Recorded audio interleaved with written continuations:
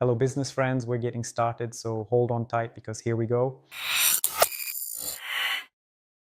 Today we're talking about how a foreign seller or manufacturer can enter the Russian market. There are three working options and today we'll discuss them. The first way to enter the market is cross-border. The platforms Wildberries and Ozone have Wildberries Global and Ozone Global. We mentioned them earlier in previous episodes.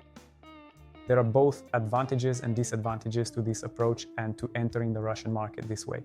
So let's look at both the pros and the cons. Let's start by looking at the advantages. What are the benefits of this approach? First of all, you don't need Russian localization. You don't have to register an LLC, JSC, sole proprietorship, or any other legal entity in the Russian Federation, which significantly minimizes bureaucratic hurdles and the waiting time to launch on the platform. The second advantage, you won't have to pay import VAT, which is currently 20% in Russia, and starting January 1st, 2026 will be 22%. And you also won't have to clear goods through customs if each parcel is under 200 euros, which will significantly reduce the cost of your product on the marketplace. Additionally, for foreign sellers, strange as it may sound, the sales fees on marketplaces are lower than for Russian entrepreneurs. So thanks to the taxes and fees, you save money, your product becomes more competitive, and you get a higher margin. But if everything were really that good, everyone would be doing it. What are the downsides of cross-border platforms? First of all, and this is the biggest downside, let's start with it right away. It's the very long delivery times. As we mentioned earlier, it takes 2 to 3 weeks, even considering that marketplaces have built a lot of warehouse facilities in the Far East. Still, it takes 2 to 3 weeks, and Russian buyers are not used to that. Russian buyers are used to receiving their goods tomorrow, or at the latest, the day after tomorrow. And considering that the Russian Federation is a very large country in terms of length and area, and your warehouses are in the Far East, while your main buyers are in Moscow, St. Petersburg, and the Krasnodar region. This is the region with the highest population density. It takes a significant amount of time to deliver goods, which greatly reduces your sales volumes in the Russian Federation. I would even say it reduces them by several times. This is the main and biggest drawback of this system. And the second drawback, which is also quite significant in this system, is the cost of logistics on the platforms themselves, which is quite high. If you ship through Wildberries or Ozone, it will be much more expensive than if you simply send the goods to Russia by truck. Therefore, the cost of delivering the goods offsets some of your gains in terms of VAT tax benefits and reduced commissions. And you end up with a cost price close to that of Russian sellers and their offerings. So the conclusion regarding the first sales channel, the cross-border platform, the conclusion is as follows. From my point of view, this is a channel to test the Russian market, to see how well it will accept your type of product. Without unnecessary bureaucracy, extra taxes, or additional expenses, you can sign contracts with Wildberries and Ozone Global right from China in the shortest possible time and start supplying your goods to the Russian market. This will require minimal time and minimal investment. But you will find out whether the Russian market accepts your product, how much demand there is for it, and how competitive you are. The second sales channel is local business registration. What are the advantages when you register a legal entity in the Russian Federation? What do you get with this approach? The main advantage is very fast delivery of goods. In 1 or 2 days, the customer receives your product. This approach, these delivery times, significantly boost your sales. The second advantage is the ability to use any marketplace tools. On cross-border platforms, these tools are still limited. You can't use all types of advertising, you can't use all warehouse placements, and there are many restrictions. With Russian localization, you will have the full set of tools for working on marketplaces. That's advantage number 2.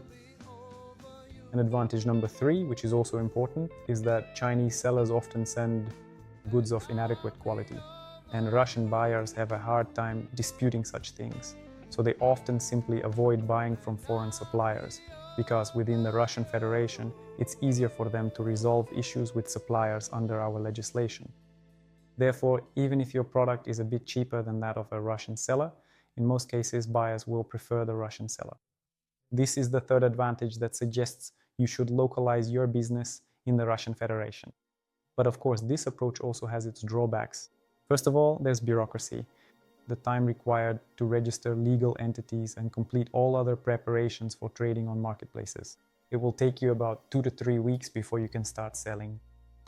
But the biggest drawback, of course, is taxation. Our taxes are quite high. From my point of view, you probably won't find a single entrepreneur in Russia who would say that our taxes are low, just as is likely the case in other countries as well. VAT is 20% at the moment, and from January 1st it will be 22%. The profit tax is 25%. These are significant expenses. Plus bureaucracy, certifications, and all sorts of other obstacles for businesses, which, strangely enough, do not yet exist for sellers from other countries such as China. That is, for now, you don't need to get certification when selling through cross-border platforms. Neither the Chesny-Zinak labeling nor certification is required for certain types of goods. We're not talking about children's products. The result of internal localization is as follows. It's a less profitable business, but with a higher turnover. You'll be able to earn less from each sale, but there will be significantly more sales, many times more. That's why I still consider this direction to be the main one, despite the high taxes. And the third model is a hybrid, a combination of the first and second models, which I consider the most practical for working on Russian marketplaces at the moment. This is when you take a cross-border platform and combine it with a localized platform that sells from within the country. This way you can capture all the customers who want to pay less but are willing to wait. This is where you will be making sales through the cross-border platform. You will also capture the main group of customers who are not willing to wait but are ready to pay a little more. You will reach these customers through Russian legal entities, so if you enter both of these systems simultaneously, you will achieve the best results. Moreover, the products you have in Russia can be sold at a slightly higher price. Because of the delivery times, people will be willing to pay extra for what you have in China. Thanks to lower taxes, you will be able to sell a bit cheaper. This way, your sales will be maximized. Let me give you an example. We have partners who are engaged in manufacturing products and who control a cross-border platform themselves. We, on the other hand, handle the sale of their products within the Russian Federation through legal entities registered in Russia. This applies both to the cross-border platform and to sales within Russia. We create product listings, we handle packaging, and we write the descriptions. Our specialists answer all questions from potential customers, resolve issues, and find solutions. Disputes with customers, that is, all correspondence with clients, is handled by our employees. As a result, most disputes are resolved. Because when you sell through a cross-border platform and you can't resolve a dispute or come to an agreement with a Russian customer who is in Moscow, the product gets sent back to the Far East, which ends up costing you a lot. So, at first glance, trading through a cross-border platform seems cheaper. But that's not always the case if you have unqualified specialists working for you who don't handle issues well. Because of reverse logistics, your margin will shrink, along with any apparent benefits and profits. In terms of commissions and taxes, unfortunately, these will not be your strong points. Therefore, I urge you to enter new markets, including the Russian market, wisely and cautiously. The Russian market is open. The Russian market, it's not as competitive as yours, so we invite everyone to our market. We also invite you to cooperate with us. Friends, thank you for watching. Like, subscribe, and hit the bell. It's easy for you and it makes me happy. Until our next deals.